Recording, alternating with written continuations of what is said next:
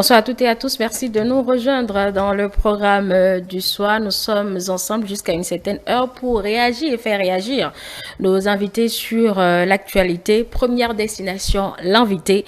Et j'accueille surtout, j'installe Antoine Aloukoun.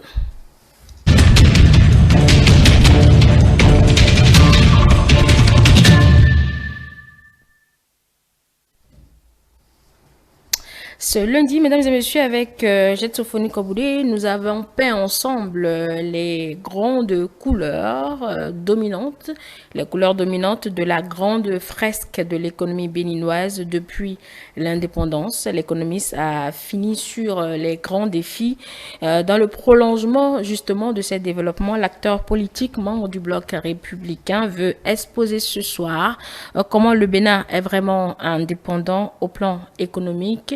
Aujourd'hui, évoquer à sa lecture les défis qui sont nécessaires à relever. Bonsoir à vous, Antoine Aloukoun. Bonsoir. Alors, 65 ans après l'indépendance politique, première question, selon vous, à quel point le Bénin est-il réellement indépendant sur le plan économique? Bon, je crois que dire que le Bénin est indépendant sur le plan économique, c'est à faire croire que tout va au mieux. Je ne crois pas qu'il existe plusieurs pays africains qui peuvent dire qu'ils sont économiquement indépendants parce que être économiquement indépendant, c'est arriver quand même à surmonter un certain nombre de paramètres économiques. Certes, je dirais que l'indépendance économique ou bien l'économique elle-même est une quête permanente. Donc, si on est économiquement indépendant, cela suppose un certain nombre de paramètres. Par exemple, être très loin de l'endettement, alors que quand nous prenons les statistiques aujourd'hui, beaucoup de pays africains croupissent sous les dettes. Développer soi-même ses politiques monétaires et fiscales, on n'y est pas encore. Vous savez, les débats aujourd'hui sont en défaveur du franc CFA. Aujourd'hui, on est dans la course de la création d'une monnaie de la CEDEAO. Ça veut dire que ces questions sont encore sous tapis.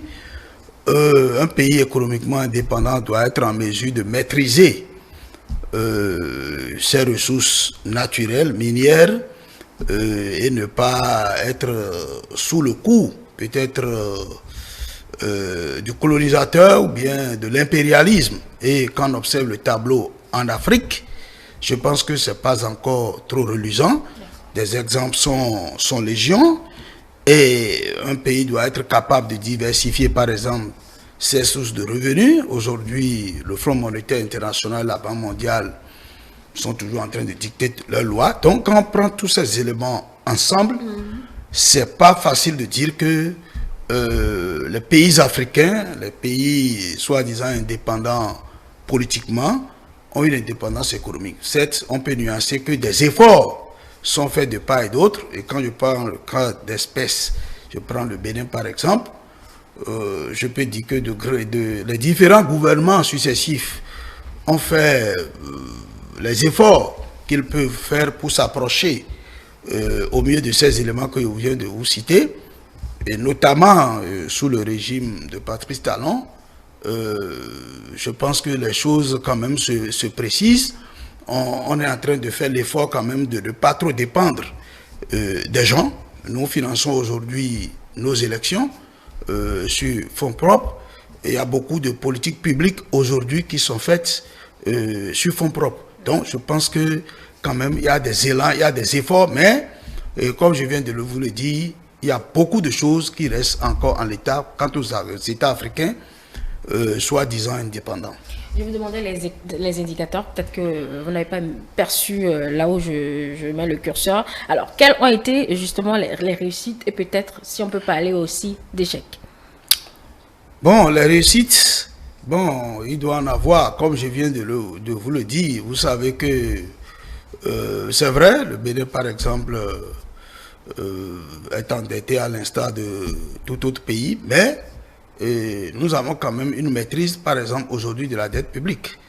Et je pense qu'un classement récent a fait du Bénin le premier pays qui maîtrise sa dette dans la sous-région.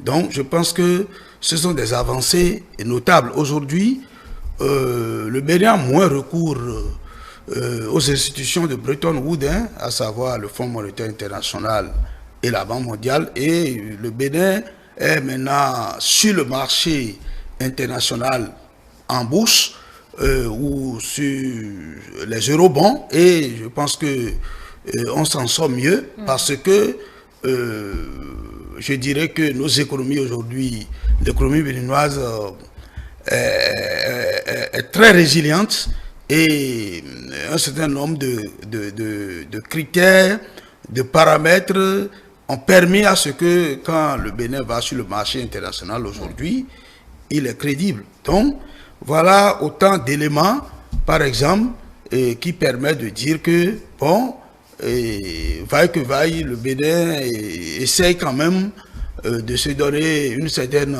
autonomie financière et économique. Le Bénin fait son petit bonhomme de chemin, mais puisqu'on parle d'atteindre cette souveraineté économique, à votre lecture en tant qu'acteur politique, Antoine Adoukonou, quelles sont les responsabilités concrètes de nos gouvernants dans l'atteinte de cette réelle souveraineté économique? Bon, toute la problématique, elle est là. La responsabilité, à ma foi, non seulement elle est imminente, mais elle est nécessaire. Et des fois, moi, ça me fait peur.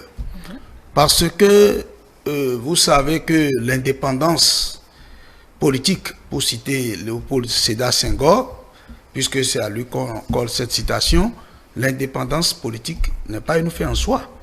En réalité, c'est un départ. Parce que cette indépendance politique vous permet de faire asseoir vos institutions, de développer vos politiques intérieures comme extérieures, en toute liberté, sans que vous ne soyez soumis à l'autorité d'une nation extérieure. En fait, c'est ça le grand débat. Mais, ceci étant, cela ne génère pas automatiquement le développement économique. Il faut maintenant une transition, la transition de l'indépendance politique à l'indépendance économique. Dans cette transition se trouvent les acteurs décisionnels qui sont les gouvernants et selon la qualité des gouvernants que nous avons, nous n'aurons pas les mêmes résultats.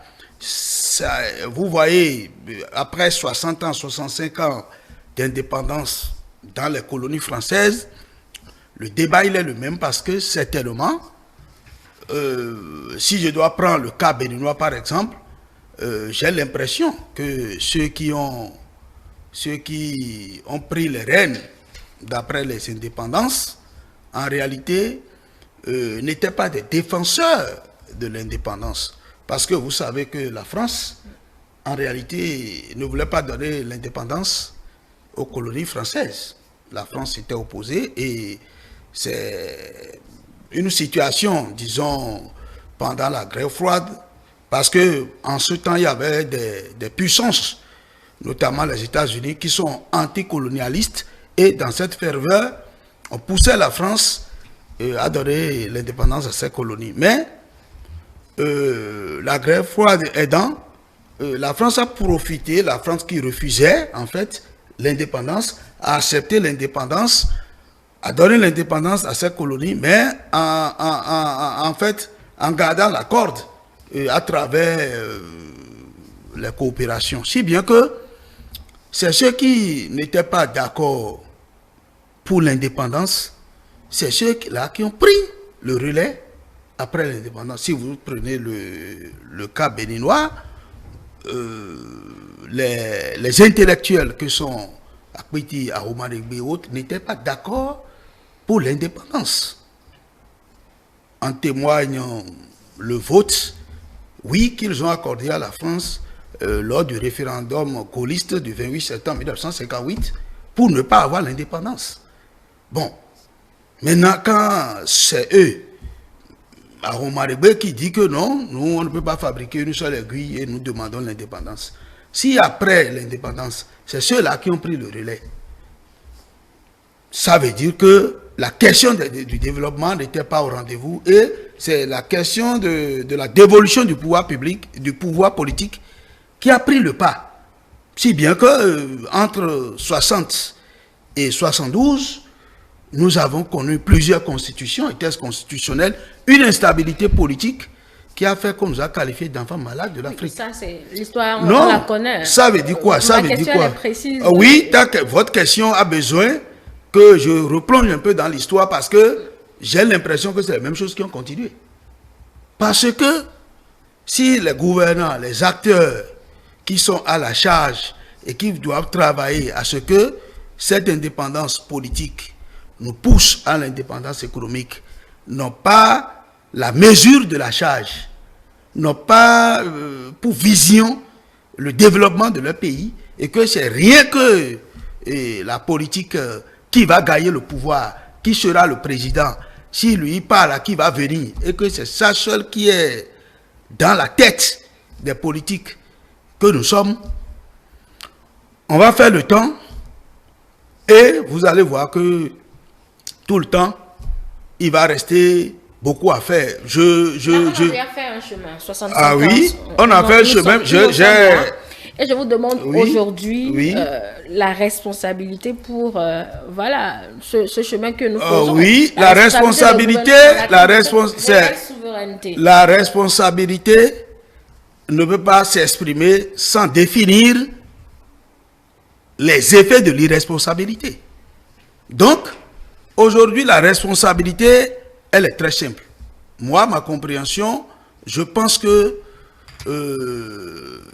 ceux qui aspirent à diriger le Bénin, d'abord, doivent être des gens qui sont capables.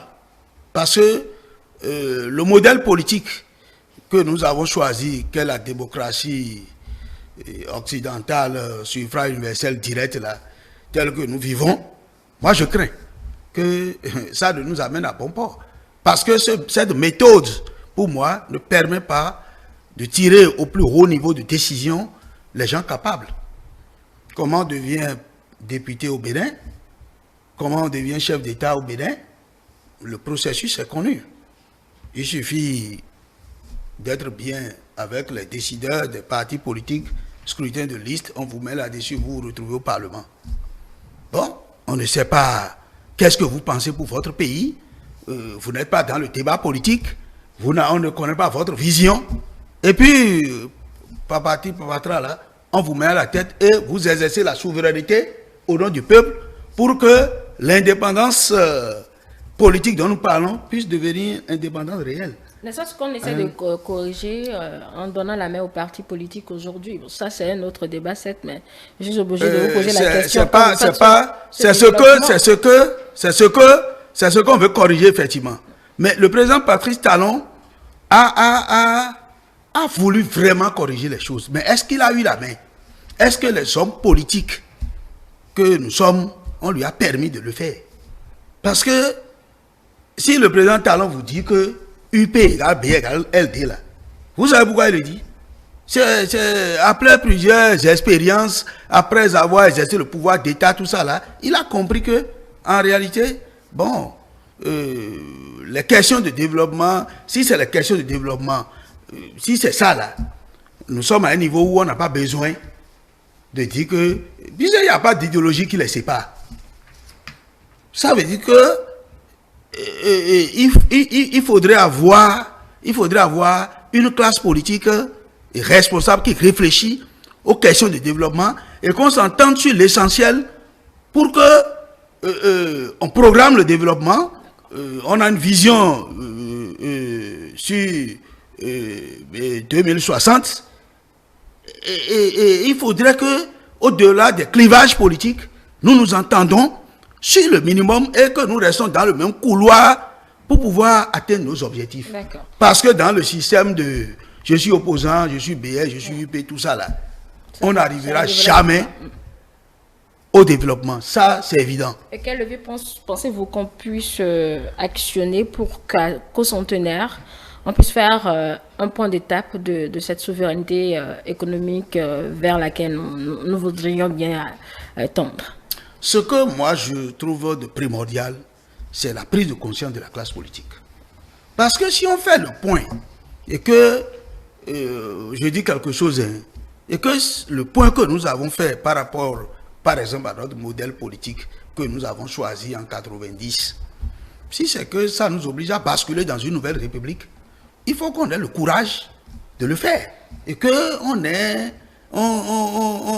soit conscient de ce qu'on fait et qu'on établit d'autres repères pour que on puisse être conséquent des choix que nous faisons. Parce que je constate que, bon, ce que nous faisons pour le moment, il reste beaucoup à faire parce que c'est comment on fait pour devenir député, on devient président de la République, c'est ça là qui nous préoccupe. Mais si on le devient là, ce qu'on veut faire là, la prise de conscience de ce qui nous attend là, est-ce que la classe politique en prend conscience? Si vous voyez le président Talon dire, je serai actif pour que, après moi, ça ne soit pas le chaos, c'est parce que certainement en vivant avec nous, hommes politiques, il sent en nous que la grande majorité n'est pas là, en fait, pour les questions de développement du pays, mais que c'est les questions d'évolution du pouvoir qui les préoccupent. D'où il dit UP égale B égale LD. Restez ensemble. Après moi, je ne suis plus là, il n'y a plus d'opposition. Restez ensemble pour réfléchir pour le pays. Parce que si on relance encore les choses après 2026, avec UP, BR, LD, ceci, cela, et c'est toujours dans ce courant-là qu'on va rester là. Ça sera très difficile pour nous d'avancer. Et moi, je ne souhaite pas que les avancées notables que nous venons d'avoir sous le régime de Patrice Talon, que, bon, un Kidam vienne les remettre en cause, puisque celui qui n'a pas compris, par exemple, les fondements des réformes, si c'est celui-là qui sort la tête, pour lui, c'est très facile de s'en débarrasser. Mais pour quelqu'un qui a compris et qui connaît les enjeux et qui sait là où on va, dès qu'il est là, il pourra quand même faire le nécessaire. Donc, la prise de conscience des acteurs politiques que nous sommes est nécessaire parce que de nous dépend le développement du pays. Si notre indépendance doit nous pousser, propulser à l'indépendance économique, les acteurs politiques, les gouvernants ont un rôle majeur à jouer. Qui est la prise de conscience pour un réel développement pour un réel développement du pays. Surtout le modèle politique que nous avons choisi là. Moi, personnellement, je pense que il faut y penser parce que ce n'est pas seulement ce modèle-là qui existe dans le monde. La Chine ne fait pas notre modèle. Bon, vous allez dire tout, mais le développement est au rendez-vous. Vous voyez, ce n'est pas seulement le modèle que nous avons là qui est le seul modèle qui existe. Mais vous êtes acteur politique, allez vous convaitre. Enfin, entre vous. Antoine Adoukonou. Moi, je n'ai pas. Mais vous n'êtes plus acteur politique. Je ne suis pas décidé. On ne me donne pas les positions pour décider. D'accord. Ici, je remercie beaucoup Télé et les différentes chaînes, les journalistes qui quand même s'intéressent à ma personne pour que ma voix porte un peu par ici. Sinon, ce que nous disons, les partis politiques, c'est pas la démocratie. Ce n'est pas la méritocratie, ce n'est pas les idées, ce n'est pas celui qui comprend qui est le problème. Bien au contraire, quand vous êtes compétent, vous êtes ceci, vous êtes cela, c'est ça qui fait même que on fait tout pour vous faire disparaître. Et le président Talon, je crois qu'en restant avec les hommes politiques, il comprend bien ce qui se passe. C'est pourquoi il a dit qu'il n'y a aucune différence entre UP, BL et LD là. C'est la forme. Merci à vous. Il n'y a pas d'idéologie, il n'y a rien. Bien. Donc, il faudrait qu'il y ait une prise de conscience pour que ceux qui doivent exercer les charges publiques aient quand même un parcours, aient quand même une vision, qu'on les connaisse au moins, pour qu'ils Aujourd'hui, par exemple, je suppose que si on n'avait pas mis le parrainage, c'est sûr que beaucoup de candidats de l'extérieur, il y aurait déjà beaucoup de prétendants. On va pas passer sur un autre champ, Antoine Adoukono. Merci beaucoup déjà pour votre lecture. En tout cas, pour vous, le défi de cette souveraineté économique, c'est la prise de conscience de la classe politique qui est à discuter, pourquoi pas, du modèle ou du système que nous avons adopté depuis un certain temps. On se retrouve très bientôt sur ce même programme. C'est tout pour l'invité du soir, mesdames et messieurs. Je vous retrouve dans quelques instants avec les invités du débat pour la discussion de ce soir. Je vous rappelle que toutes nos productions restent disponibles sur nos plateformes numériques. E-Télé avec vous, pour vous.